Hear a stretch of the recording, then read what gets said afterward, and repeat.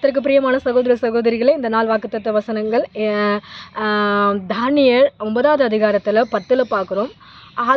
ஆதனால் என் தேவனாகிய ஆண்டவரிடத்தில் இரக்கமும் மன்னிப்பும் உண்டு. இங்கே சொல்லப்படுகிறது, ஆதனால் என் தேவனாக ஆண்டவரிடத்தில் இரக்கமும் மன்னிப்பும் உண்டு.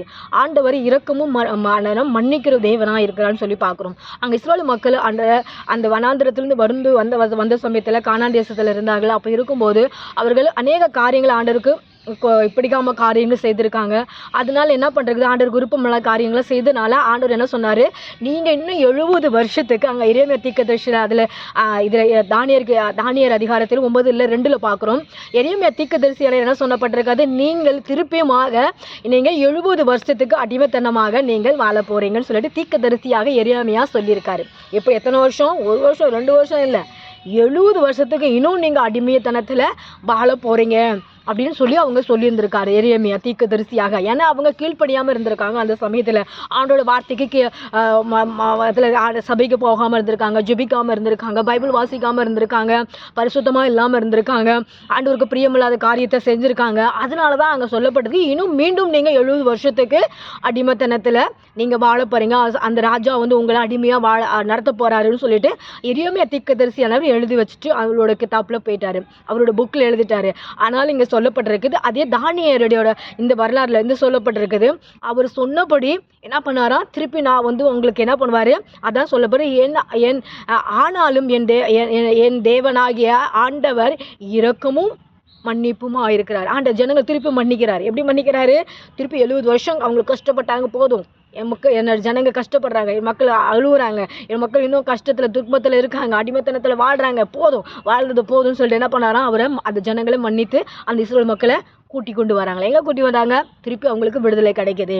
அந்த விடுதலை கிடைக்கும் போது தான் தானியேல் என்ன பண்ணப்பட்டார், தானியேல் மேத்ராக் ஷாத்ராக் அவரோட அப்போலாம் அவங்க ஜெபிக்கிறார்கள், அவங்க துதிக்கிறார்கள். அப்பொழுது அவங்களுக்கு சிறைச்சாலையிலிருந்து விடுதலை கிடைக்குது.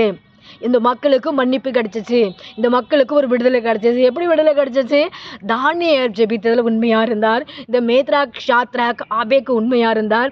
ஆனால் எரேமியா காலத்தில் அந்த ஜனங்களுக்கு ஒரு தீர்க்கதரிசியாக சொல்லிட்டு போனாங்க, அது நிறைவேற்றுறது. அந்த ஜனங்கள் திருப்பியுமா அடிமைத்தனத்துக்கு போயிட்டாங்க, 70 வருஷமாக கஷ்டப்பட்டாங்க, கண்ணீர் விட்டாங்க, துன்பப்பட்டாங்க. அந்த துன்பத்து நேரத்தில் தானியேலுக்கும் கர்த்தர் என்ன பண்ணாராம், அந்த இடத்துல நிறுத்தி வச்சு அவர் ஜெபித்தார். அது மூலிமா அந்த ஜனங்களுக்கு விடுதலை கிடைச்சிச்சு. மேத்ராக் ஷாத்ராக்கு மூலிமா அந்த ஜனங்களுக்கு விடுதலை கிடைச்சிச்சு. அந்த விடுதலை கிடைக்கும் போதெல்லாம் அவங்களுக்கு ஒரு சந்தோஷம் கிடைச்சிச்சு. அந்த சந்தோஷம் நம்மளுக்கு கர்த்தர் கொடுக்குறாரா. எப்படி சந்தோஷம் கொடுக்குறாரு, ஆனாலும் என் தேவனாகிய ஆண்டவரிடத்தில் இரக்கமும் மன்னிப்புமா உண்டு.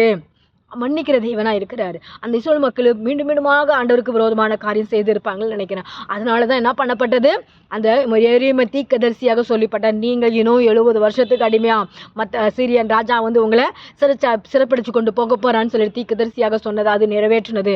அந்த நிறைவேற்றும் போது தானியேலும் அது கூட போனார், மேத்ராக் ஷாத்ராக்கும் அவங்க கூட போனாங்க. இஸ்ரவேல் மக்கள் எல்லாரும் அடிமைத்தனத்தில் போனாங்க.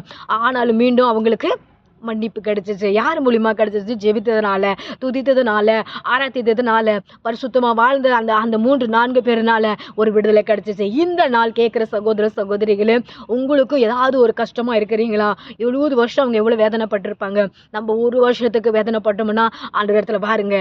ஒரு 4 மாதத்துக்கு நீங்கள் கஷ்டப்படுறீங்களா, ஆண்டவர் இடத்துல பாருங்க. ஒரு நாளில் கஷ்டப்படுறீங்களா, ஆண்டவர் இடத்துல பாருங்க. ஆண்டவர் இடத்துல எங்களை, ஆண்டவரே இந்த பாரம் என்னால் முடியல, ஆண்டவரே நீங்கள் இந்த அடிமைத்தனத்துலேருந்து எனக்கு விடுதலை தாருங்க, இந்த கஷ்டத்துலேருந்து எனக்கு விடுதலை, இந்த வியாதிலேருந்து எனக்கு விடுதலை தாருங்க. இந்த தானியருக்கு இந்த வசனத்தை சொல்லப்பட்டிருக்கு, தானியர் புக்கில் சொல்லப்பட்டிருக்கு. ஆண்டவர் 9வது அதிகாரத்தில் 10லையும் 2லையும் சொல்லப்பட்டிருக்குது, அந்த இஸ்ரவேல் மக்களுக்கு அடிமைத்தனத்தில் இருந்தார்கள், சிறைச்சாலை படிக்கப்பட்டார்கள். ஆண்டவர் இந்த 9வது வசனத்தில் படிக்கிறோம், ஆண்டவர் அவங்க சிறைச்சாலை எல்லாம் மன்னிக்கப்பட்டது. ஆண்டவர் எங்களோட கஷ்டங்களை மாற்றுங்க, எங்களோட துன்பங்களை மாற்றுங்க, எங்களோட வேதனைகளை மாற்றுங்கன்னு சொல்லி ஒரு சகோதர சகோதரிகளே, உங்களோட பிரச்சனைகளை கர்த்தரிடத்தில் ஒப்பு கொடுங்க, உங்கள் தேவைகளை ஒப்பு கொடுங்க, உங்களே தானாகவே அர்ப்பணிங்க ஆண்டவருக்காக. அப்பொழுது உங்களுக்கு விடுதலை கிடைக்கும். எந்த காரியத்தில் உங்களுக்கு விடுதல் வேணுமோ, எந்த காரியத்தில் உங்களை நீங்கள் அர்ப்பணிக்கணுமோ அந்த காரியத்தில் கர்த்தருக்காக அர்ப்பணிங்க. கர்த்தர் உங்களுக்கு விடுதலை தருவார். புதுசாக கேட்குறீங்கன்னா ஆண்டவர் இடத்துல விசுவாசமாக வாருங்க. ஆண்டவர் உங்களுக்கு எந்த பிரச்சனை இருந்தாலும் விடுதலை தருவார், எந்த கஷ்டம் வந்தாலும் விடுதலை தருவார், எந்த துன்பமாக இருந்தாலும் விடுதலை தருவார். கர்த்தர் உங்களை ஆசீர்வதிப்பாராக. ஆமென். ஸ்தோத்திரம்.